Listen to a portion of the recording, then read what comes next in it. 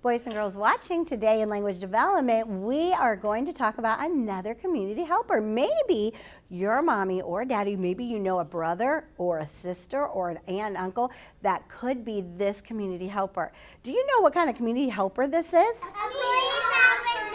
A police officer, that's right. Maybe at your house you might pretend to be a police officer. Maybe that's what you would like to be when you grow up. Maybe that's what God would have you to be. So let's talk about the police officer today. Let's look at this one right here. Do you see this lady right here? Because a woman or a man could be a police officer, and they have to go to school. They have to go to school, a very special school, to learn how to be the best police officer they can be. And they can be all kinds of different kinds. This one right here is a traffic officer. What kind of officer is that? Traffic officer. A traffic officer. That means that this one right here in particular, she is going to direct traffic. She's going to make sure that the cars are going in the right direction. If a light maybe go out, that stoplight that we have to follow the rules of the light, maybe it's out. And so she has to make sure that everybody stops and goes at the right time so that they don't crash into each other. Maybe she's going to stand there and make sure children can cross the road to get to the other side to go to school that are walking across the way. So the traffic officer is going to make sure that the traffic flows very carefully and that nobody gets hurt and that everything runs smoothly out on the roads. So that's a traffic officer. Now, do you see this right here? Do you know what that is? Her badge. It is, it's her badge. Some of them wear them right there on their uniform. Some of them don't wear a uniform. Some of them just wear regular clothes to work. And they are special kind of officers. They are in disguise and they wear their badges. They might keep it in a wallet and that they wear in their pocket. And they always, if you're a police officer, you will always carry your badge, whether you're wearing it on your uniform or you carry it in a special wallet just for you to have, because that will let everybody know in case you have to say, I'm a police officer, I can help, you can show that badge. So they have to wear, and that badge has your number on it. Every officer will have a number.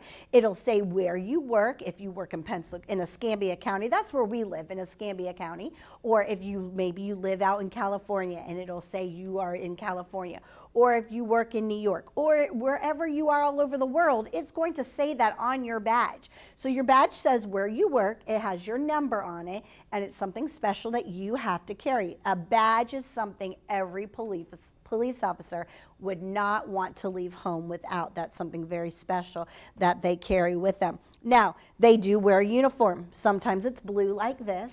Sometimes it could be brown. I've even seen green. They have different uniforms. Depending on where they work, it usually depends on what they wear. We have an officer here at school, and our officer, Officer Perry, he wears a green uniform to work, and that usually tells us he's a sheriff.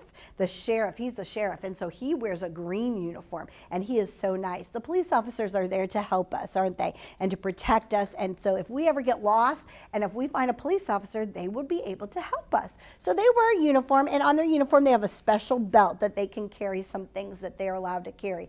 They're allowed to carry a gun. They're allowed to carry, sometimes they have a big stick that they have to carry. Sometimes they will carry a flashlight. They carry some very special things, a walkie-talkie so they can talk to each other, and different things that they will carry on their belt. That's all part of their uniform that an officer would wear. Now look at this officer right here. This officer right here might be a search and rescue officer. Say that with me. Search and rescue. And this is a dog right here. And do you know that the dogs that work in the police station, they're considered like a police officer too. They're a police dog. And they are very special, and they go to school too. Did you know dogs can go to school? No. They do. They do. They have a very special school that they go to learn how to be a very good dog, to rescue people that are lost, to find people that are lost. Sometimes they're searching for things like some bad things that people might have, and so they will be able to sniff it out with their sniffing dog nose, and they will be able to sniff it out and try to find it. And so a search and rescue officer will go look for people or things that are lost, and they will find them, and a dog will help them do that. So you don't want to just walk up to a police officer dog. You cannot do that. You cannot just go up and pet them, because they are trained animals. They are trained, and so you don't want to touch them. Now, if you go up to an officer and you talk to the officer, and you could ask him if you can pet his dog, and he might say yes, but you have to be very careful. You can't just go up and pet him. You have to ask his trainer, his person, and it's kind of like his partner. So you're going to have to ask his partner if you can pet him, but I would stay pretty clear away because he has a job to do. He's very busy. He has a job to do. Now, what is this? A police A car. police car or a patrol car. They used to call them a patrol car because they're on patrol. That means they're going around in a special place. That's where they are working. It's called a beat. What's it called? Beat. A beat is a place where they go and they watch and they're patrolling. They're going around and around and they're going around. So those are two words to learn. Patrol, say that. Patrol. And their beat. And their beat. So they're in their patrol car. That means they're driving around and they're watching and looking in their area to keep people safe and to make sure there's no danger and to make sure if there is danger that they stop it.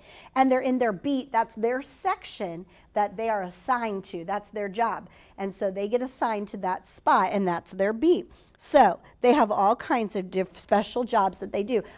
Police officers have all kinds of different jobs. Sometimes they have to go undercover, and they have to go undercover to find out some special information. But some times they go and they make sure they walk around buildings and make sure they're secure. They work in different places. You might see one when you go to a mall or to a restaurant, and if you see one sitting down eating, you can say, "Thank you for keeping our neighborhood safe," because they have a big job to do. Sometimes they work at night. Sometimes they work real late at night, and that's very dangerous. And some of them work during the day. Right now, while you're at school, some of them might be driving around just checking on our building and keeping us safe like Officer Perry does.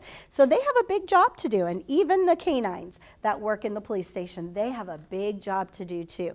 And they work very hard. So maybe you might grow up and you could be a police officer too. And while you're being a police officer and you're talking to people out on the street, you could tell them about Jesus. Wouldn't that be wonderful that you could use your job to tell people about Jesus? Like when we talked about the nurse could be a missionary. And while she's helping people over in different countries to get better, she's telling them about Jesus too. So this is a neat job. You can not only help your community, but you can also be like a fisher of men. And you can tell people about Jesus while you are being a community helper like the police officer. Oh, boys and girls, this is so fun, isn't it? Learning about different community helpers, and today we got to learn about the police officer.